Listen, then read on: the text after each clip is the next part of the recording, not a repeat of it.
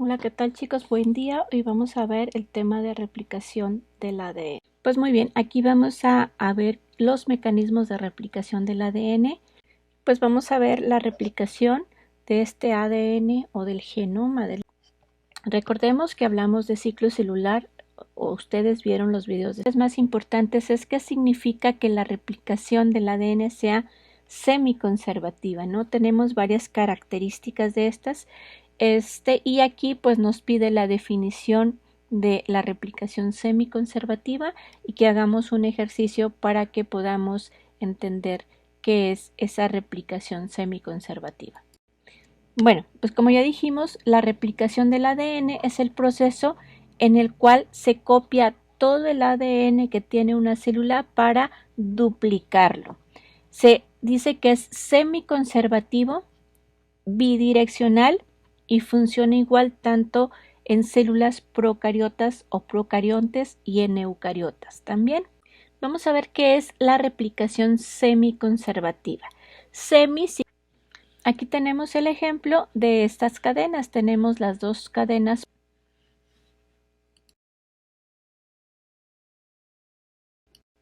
Bueno, pues vamos a ver una de las horquillas de replicación y vamos a ver esas estructuras.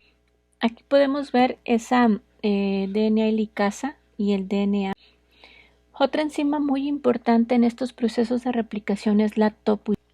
Otras y una de las enzimas más importantes que actúa en estos procesos de replicación es nuestra ADN polimerasa tiene una actividad 5-3. Pues como ya dijimos, estas replicaciones bidireccional, por lo tanto, se tiene que hacer en ambas direcciones a partir de un punto o de un origen de replicación que está en la mitad. Entonces, si podemos observar, como dijimos, nuestras cadenas son antiparalelas. Tenemos una en sentido 5,3' y otra en sentido 3,5'. Como dijimos, se sintetizan estas cadenas en forma antiparalela, por lo tanto, la que está complementaria al sentido 3,5' se va a sintetizar en sentido 5,3 en la misma dirección en que se va abriendo la horquilla de replicación. Y esa va a ser sintetizada en forma continua. También se le llama adelantada o conductora. Mientras que la cadena que se está sintetizando nueva con la paterna, que es 5,3, pues se tiene que sintetizar también en sentido opuesto a cómo se va abriendo la horquilla de replicación.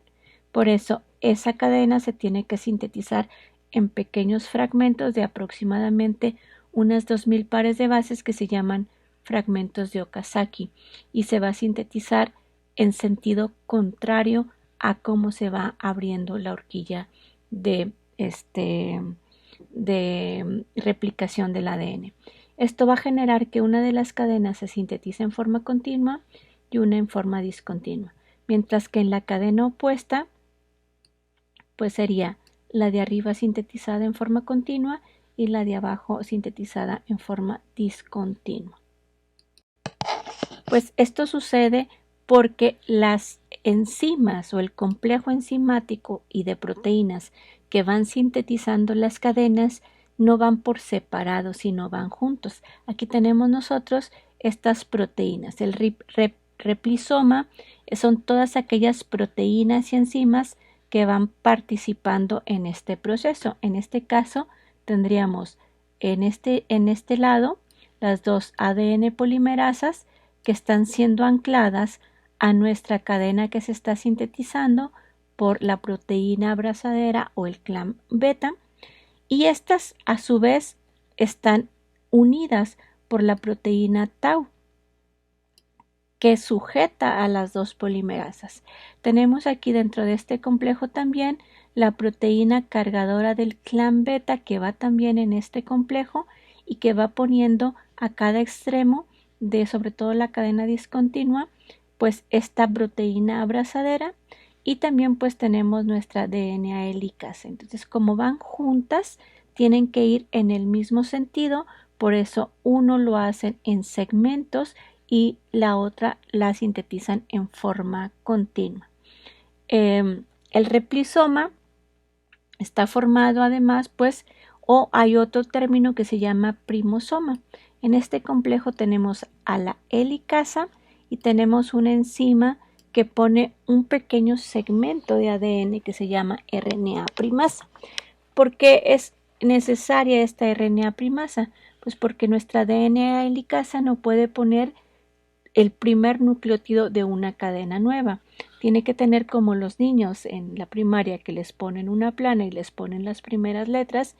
Así, nuestras cadenas nuevas que sintetiza la ADN polimerasa deben ser iniciadas por una enzima que se llama RNA primasa y coloca una estructura que se llama primer, que son los primeros nucleótidos, y a partir de ese primer se coloca la proteína abrazadera, se coloca la polimerasa y la polimerasa va agregando esos nucleótidos complementarios en la región 3'.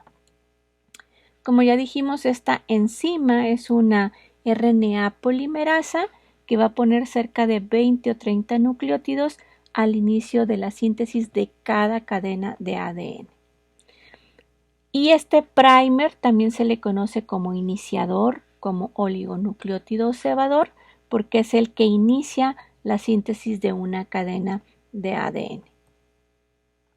Entonces, nuestras cadenas discontinuas o retrasadas o retardadas van a ser sintetizadas en fragmentos de Okazaki y todos esos fragmentos van a tener un primer al inicio de RNA de 20 o 30 nucleótidos que pone esta RNA primasa que se llama primer y van a tener una gran cantidad de ADN.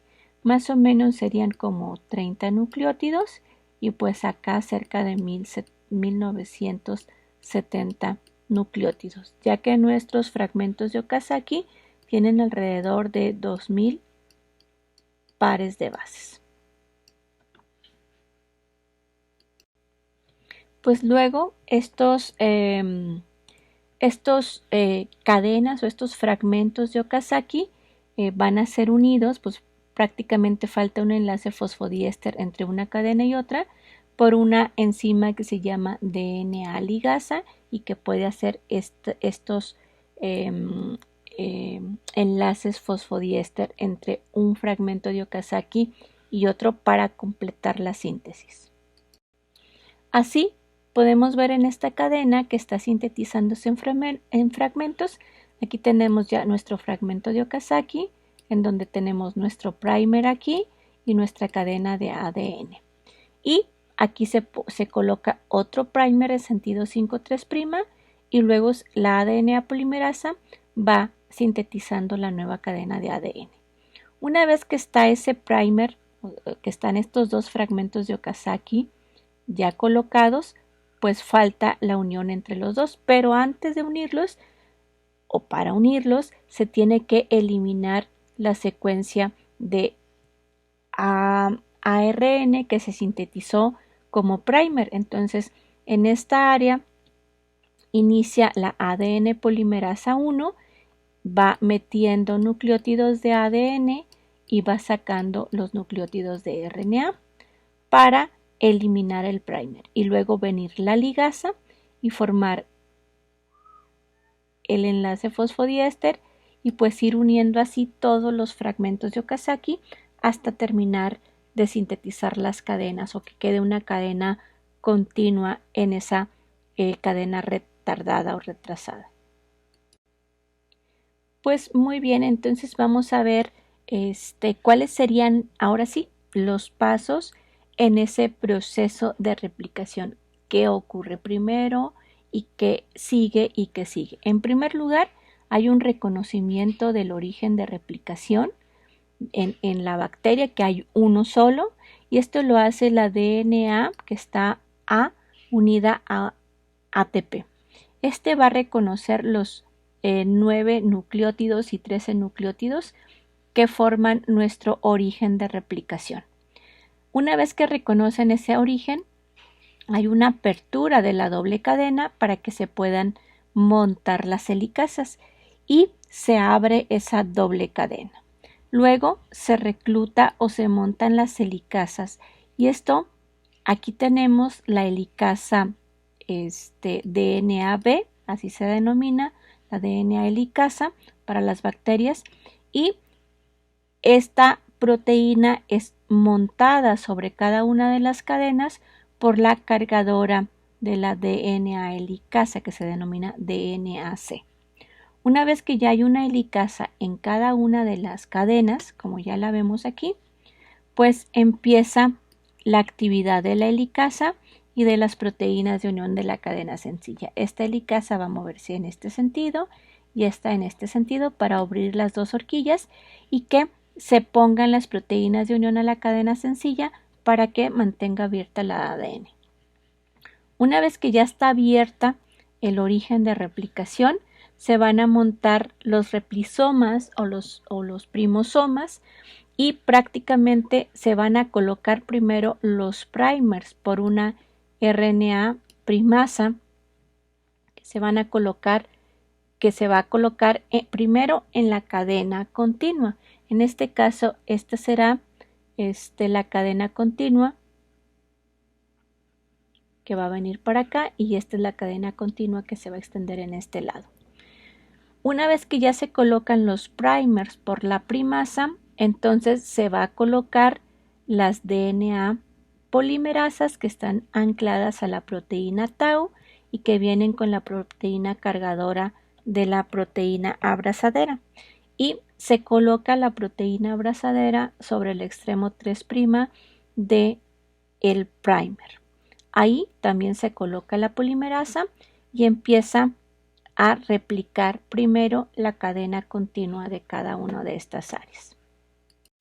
Aquí se puede apreciar cómo ya se van sintetizando las cadenas continuas, pues en la parte superior y en la parte inferior, en cada una de las horquillas, se avanza cerca de 2000 pares de bases y entonces ahí se empieza a sintetizar la cadena discontinua. Se pone el primer por la primasa y luego a partir de ahí se monta la proteína abrazadera, se coloca la ADN polimerasa y empieza la síntesis en sentido inverso. Otra vez se avanzan otros 2000 pares de bases, otra vez se pone otro primer, la proteína abrazadera, se carga la polimerasa y se inicia la síntesis de otro fragmento de Okazaki. Y así se va sintetizando uno en forma continua y uno en forma discontinua. Bueno, muy bien. Pues bueno, les voy a pedir por favor que este video lo puedan ver ustedes en la presentación que está en Nexus, en esta misma presentación, ya que me es difícil abrirlo y no se observa muy bien, no se ve muy bien todos los pasos. Entonces, por favor, vean este video, que es el resumen de todo el proceso de replicación. Pues muy bien, una vez que está replicado, si ustedes se fijan, en bacterias dijimos que hay un solo cromosoma, hay un solo origen de replicación, entonces va a ser en ambas direcciones, se va a ir abriendo, se va a ir dando esa doble cadena, esa sustitución hasta que va a quedar separado completamente esas dos cadenas de ADN. Ya tenemos dos copias de ADN totalmente idénticas a la original, en donde una hebra paterna se conservó en cada uno de los cromosomas replicados y las hebras nuevas una hebra fue sustituida o fue sintetizada en este proceso de replicación para cada uno de los cromosomas. Muy bien, ya vimos replicación del ADN en procariotas, ahora vamos a ver la replicación del ADN en eucariotas. ¿Cuáles son las diferencias? La primera y muy importante es que hay solamente un origen de replicación, un iniciador con dos helicasas para generar y con los replisomas dos replisomas para generar pues prácticamente dos cadenas. En el caso de células eucariotas, los cromosomas son lineales a diferencia de nuestros cromosomas procariotas y vamos a tener múltiples orígenes de replicación, que a todas estas en conjunto se les conoce como elementos ARS o secuencias de replicación autónoma y son independientes unos de otros. Se dice que existe un origen de replicación por cada 100.000 pares de bases.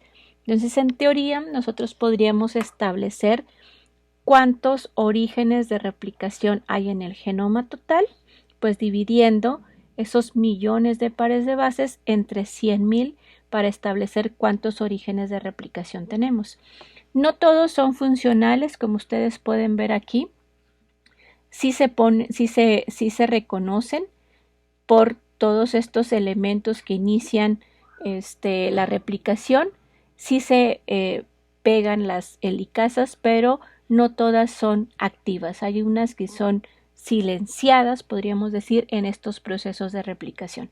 Entonces, lo que podemos decir es que existen estas secuencias y los segmentos que se replican a partir de estos orígenes activos se conocen como replicones y existen cerca de 10.000 hasta 100.000 replicones u orígenes de replicación en el genoma de una célula eucariota. Ustedes me van a decir en su trabajo cuántos orígenes de replicación o en teoría cuántos replicones tendrían que activarse para replicar el genoma completo de su especie la cual fue designada a ustedes.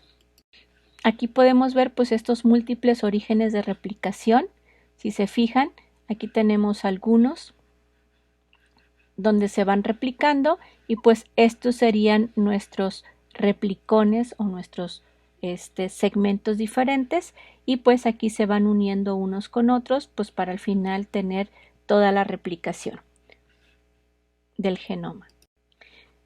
Por eso no es tan diferente o no es proporcional el tiempo de la replicación del genoma de una eucariota con una procariota, porque el genoma eucariota se replica en segmentos, en muchos segmentos a la vez, mientras que el procariota a partir de un solo origen de replicación o un solo segmento.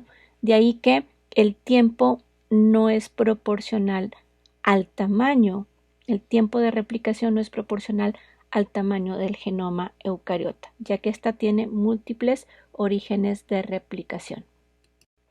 ¿Qué tan diferente es la maquinaria que trabaja en la replicación de células procariotas y de células eucariotas? No es muy diferente. Ustedes aquí pueden ver todas esas enzimas, prácticamente son las mismas. Lo único que cambia son los nombres o los posibles nombres con los que podemos llamar a estas maquinarias de replicación. Por ejemplo, pues tenemos las topoisomerasas, las helicasas, que también les pueden llamar en eucariotas antígenos T, o DNA girasas. Tenemos las proteínas de unión a la cadena sencilla, SSB, que son las RPAs. Tenemos las polimerasas, que no es la 3, es la polimerasa delta o la polimerasa alfa, por ejemplo. Tenemos la proteína o el clan beta, que aquí se llama PCNA. Tenemos, la cadena sencilla, la pesada, tenemos la primasa. Aquí tenemos la polimerasa alfa. Además, tenemos la proteína tau, que es la que une a las dos polimerasas. Aquí se llama RFC. La proteína abrazadera, aquí se llama PCNA. Y tenemos también una exonucleasa, que es la FEN1 y la RNasa 1. La ligasa pues sí es la misma, pero pues prácticamente esas serían como las diferencias principales. Aquí podemos ver esas diferencias de nombres en los cuadritos, por ejemplo, las que reconocen el ORI, la DNA, acá se llama proteínas del complejo de reconocimiento del ORI, las girasas, las topoisomerasas 1 y 2, para que no se enrolle el ADN, pues las DNA helicasas se llaman MCM en eucariotas y DNAP. Las que cargan estas helicasas DNAC y CD6, CDT1 en eucariotas. Las proteínas de unión a la cadena sencilla en eucariotas son RPAs. El complejo gamma, aquí se llama RFC. La polimerasa 3, pues acá son la polimerasa delta y épsilon. El clan beta, pues es la proteína PCNA. La primasa sigue siendo primasa. Y aquí en eucariotas se agrega una polimerasa alfa para realizar primers que no nada más tienen RNA, sino también tienen DNA. La DNA ligasa y la enzima que remueve los primers pues es la polimerasa 1 y en eucariotas es la FEN1 con otra proteína RNasa también. Pues aquí podemos ver esa diferencia, por ejemplo, cómo la ARN primasa va unida a la ADN polimerasa y entre estas dos colocan un primer que está formado pues por RNA y por DNA del iniciador o del primer, por ejemplo. Aquí podemos ver cómo el complejo de reconocimiento del origen pues se pega en este origen de replicación y cómo las proteínas CDT1 y CD6 me van a poner la helicasa que aquí se denomina MCM. Esta helicasa pues además es fosforilada por algunas proteínas que o por CDKs que le permiten la activación para abrir la doble cadena y pues se pegan todas estas proteínas que evitan que se vuelva a cerrar la doble cadena del ADN. Todos estos complejos de preiniciación, de reconocimiento del ORI y de activación, todos estos se dan fuera de la fase de replicación del ADN. Si se fijan, el ensamblaje del complejo de prereplicación y luego ya cuando está todo listo, pues hay enzimas que van a activar a esta helicasa para que inicie la replicación ya en la fase S o de síntesis del ADN. Pues aquí podemos ver cómo esa doble hélice es reconocido el ORI, luego se ensambla o se coloca la helicasa, las ciclinas, y bueno, todo este proceso de activación pues depende de ciclinas y CDKs y de algunas otras proteínas que me van a activar a la proteína helicasa o fosforilándola, por ejemplo CD45, y luego se unen las RPAs o las proteínas de unión a la cadena sencilla para que al abrirse esa doble cadena pues quede abierta. Luego se recluta la polimerasa alfa y la primasa para que coloque los primers en las cadenas continuas que son parte de esta cadena de ADN y de RNA y a partir de ahí se va a sintetizar las cadenas de ADN. Una vez que se han sintetizado estos primers, se coloca la proteína PCNA, que es la proteína abrazadera, la proteína RFC, es la que coloca esta proteína, y entonces la polimerasa, la ADN polimerasa delta, se coloca en las cadenas continuas y ahí inicia el proceso de producción de las cadenas nuevas de ADN. Una vez que ya se sintetizan esas cadenas nuevas, la proteína RNasa H y la proteína FEN lo que van a hacer es degradar ese primer para luego que sea sustituida esa secuencia o esta área por nuevo ADN que lo va a realizar la proteína delta generalmente y luego la ligasa va a cerrar para que quede la cadena totalmente sintetizada. Otra de las diferencias importantes entre el cromosoma eucariota y procariota es que el cromosoma procariota pues no tiene terminaciones, es decir, es circular. Sin embargo, el eucariota es lineal. Entonces, ¿qué sucede en las cadenas discontinuas? Pues es muy importante entender que el último primer que se coloque va a ser degradado por las enzimas RNasa H y la FEN1, pero ahí no se puede colocar nuevo ADN porque tendría que colocarse aquí un primer pues para poder hacer esta terminación. Este punto es muy importante porque si no hubiera una enzima que pudiera solucionar este problema, los cromosomas se irían acortando y acortando y acortando durante cada proceso de replicación de la célula. Y entonces, a lo largo de la vida, podríamos hablar del recorte de 30 nucleótidos por cada replicación. Imagínense que una célula madre de un individuo pues se replica, no sé, 500,000 veces. Pues podríamos hablar de 500,000 veces multiplicadas por 30 nucleótidos cada vez en cada extremo, y podríamos hablar de un acortamiento paulatino de estas cromosomas. Entonces, lo que hace los individuos poseen una enzima que se llama telomerasa.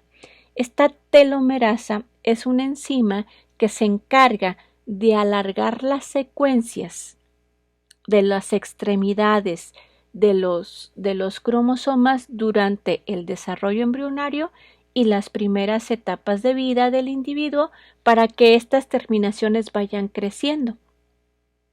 Durante la niñez, podremos decir, y adolescencia. Una vez que inicia la adolescencia, se inactivan estas telomerasas y entonces van a ir disminuyendo los cromosomas, pero como este genoma es ADN no telomérico, pues no tiene tanta importancia. Entonces, lo que hace es que esta enzima tiene una RNA telomérico que sirve como molde para ir agregando secuencias repetidas de guaninas, timinas, adeninas y guaninas, que se van agregando primero a la cadena paterna, para que luego se agreguen estas secuencias complementarias en la cadena que se está sintetizando. Y al final pues se hace como un nudo en esta región que se aumentó, y eso evita el acortamiento de los cromosomas y la pérdida de genes, ¿sí? ¿Qué pasa si no existiera esa telomerasa? Pues existirían problemas en los procesos normales de vida de los individuos, ya que en las regiones donde están los genes que están más cerca a estas regiones teloméricas, esos genes podrían irse perdiendo y así perder la capacidad enzimática relacionada con ese gen que se perdió. Entonces es muy importante estos procesos de actividad telomérica.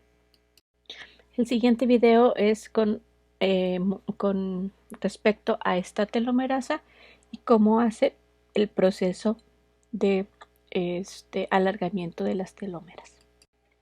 Por último, recordemos que nuestro ADN está en una forma compacta que se llama DNA,